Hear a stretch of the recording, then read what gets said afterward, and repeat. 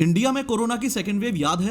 लगभग 3.5 लाख लोग मरे थे। फिलहाल चाइना में उससे 10 गुना ज्यादा खतरनाक सिचुएशन है। शमशान घाट पे हफ्तों की वेटिंग है और डेड बॉडी से लदे हुए ट्रक्स इंतजार में खड़े हैं। चाइनीज हॉस्पिटल में जिंदे और मुर्दे एक साथ पड़े हैं। पर सवाल यह है कि हम इंडियंस इस खतरनाक सिचुएशन से कितने दिन और बच पाएंगे।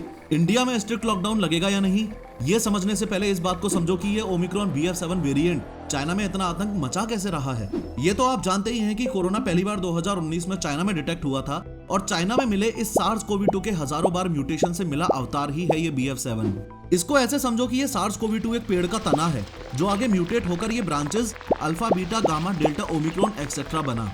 अब ये ओमिक्रॉन आगे 500 से भी ज्यादा बार म्यूटेट होकर अपनी लिनिएज यानी ऐसी थोड़ी मोटी टहनी B11F29 बना।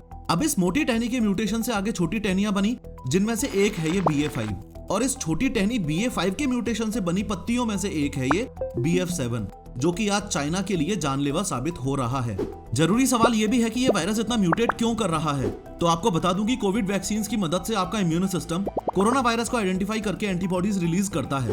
ये एंटीबॉडीज कोरोना के इन स्पाइक प्रोटीन्स पर इस तरह से अटैच होकर इसे यूजलेस बना देती हैं, जिससे ये आपके लंग्स की सेल्स में एंटर नहीं कर पाता है। लेकिन कोरोना वायरस के वेरिएंट्स में बार बार म्यूटेशन से इसमें काफी चेंजेस हो गए हैं और इन्हीं चेंजेस की वजह से वैक्सीनेशन होने के बावजूद आपका इम्यून सिस्टम ऐसी एंटीबॉडीज रिलीज ही नहीं कर पाता जो इस ओमिक्रॉन BF.7 को ब्लॉक कर सके।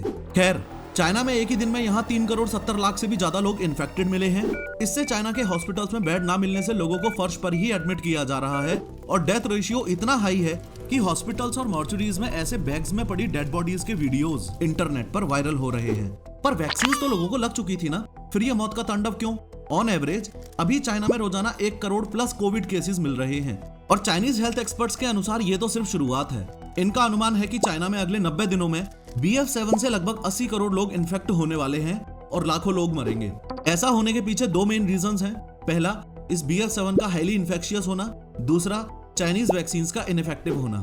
BA5 के स्पाइक में म्यूटेशन से जन्मा ये BF.7 वायरस अपने एंसेस्टर्स से 4.4 टाइम्स ज्यादा इन्फेक्शियस है। यानी जहां डेल्टा वेरिएंट से इन्फेक्टेड इंसान 6 से 7 लोगों को इन्फेक्ट कर सकता था, वहीं ये BF.7 10 से 18 लोगों को लपेटे में ले लेता है।